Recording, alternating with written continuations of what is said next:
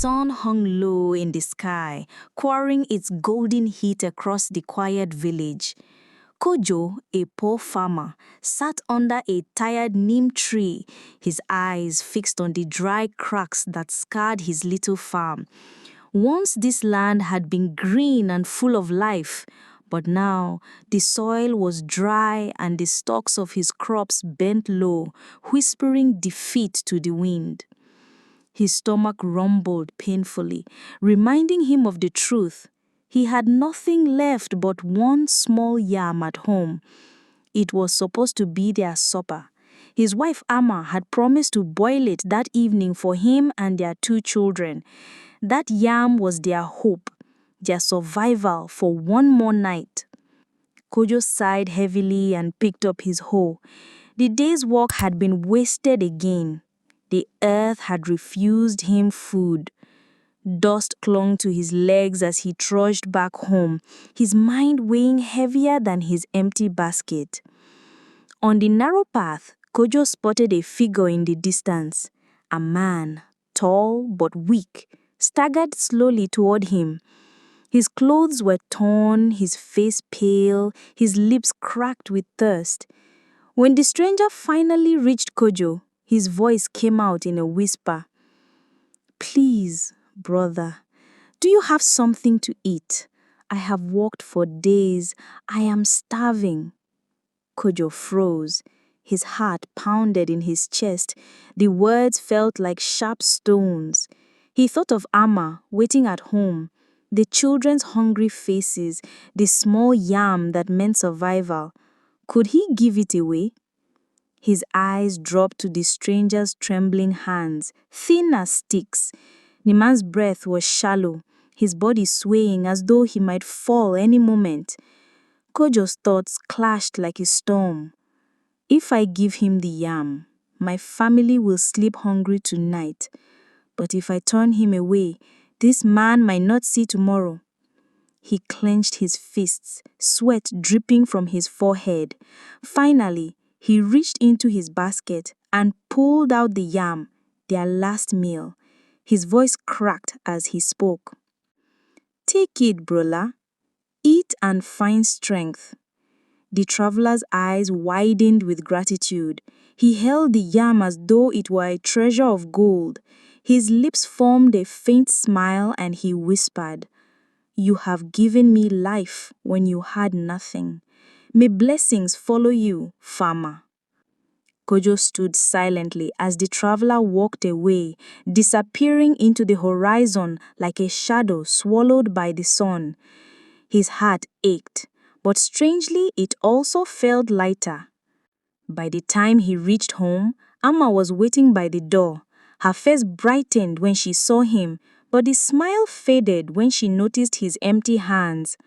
"Kojo, where is the yam?" she asked, her voice trembling. He lowered his head, unable to meet her eyes.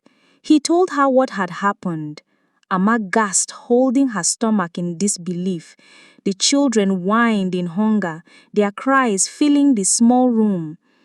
That night, Kojo lay awake, his stomach empty, his wife silent beside him. The wind whispered through the cracks of their mud hut. He closed his eyes, a question burning in his mind.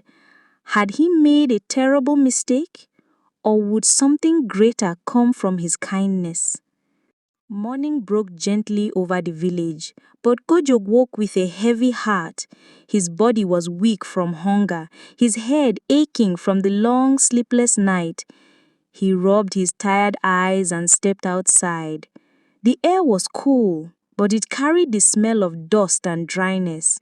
Amma sat silently by the fire pit, trying to comfort the children with stories. Their eyes were hollow, their stomachs still growling from the night before. Kojo's chest tightened with guilt. He wanted to believe he had done the right thing, but doubt gnawed at him. "Maybe I was foolish," he muttered to himself. "What kind of man gives away his family's last meal?" Still, with nothing else to do, Kojo picked up his hoe and trudged back to the farm. His legs felt heavy, but he pushed forward.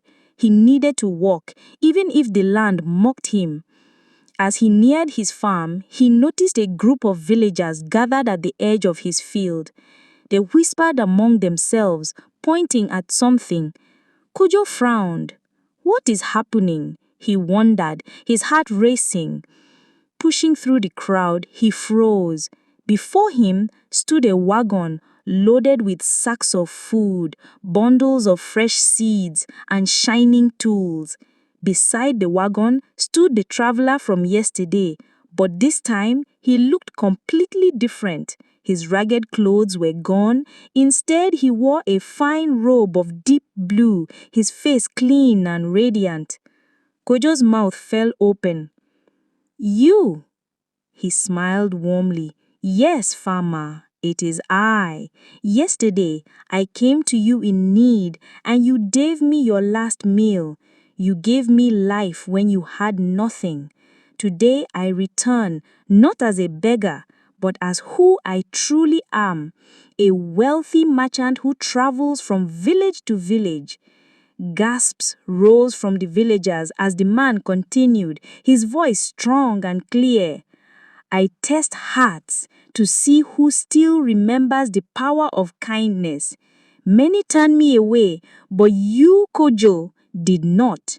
You chose compassion over comfort, and for that, you will never hunger again. The merchant signaled his servants, who began unloading the wagon. Sacks of rice, maize, yam, and beans spilled onto the ground.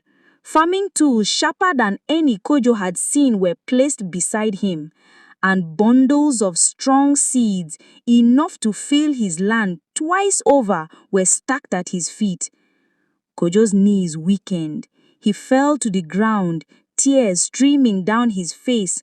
Amma, who had followed behind him, clutched her mouth in shock. The children squealed with joy, running toward the food. The villagers erupted in cheer, some clapping, others shouting Kojo's name with pride. But Kojo could only whisper, his voice shaking. I gave away my last meal, and yet I have received a feast greater than I ever dreamed. The merchant placed a hand on his shoulder. Kindness, farmer, is never wasted. Even when you have little, what you gave can return to you in ways you cannot imagine. As the wagon was emptied, the villagers looked at Kojo with new eyes. Some felt shame, remembering the times they had turned strangers away.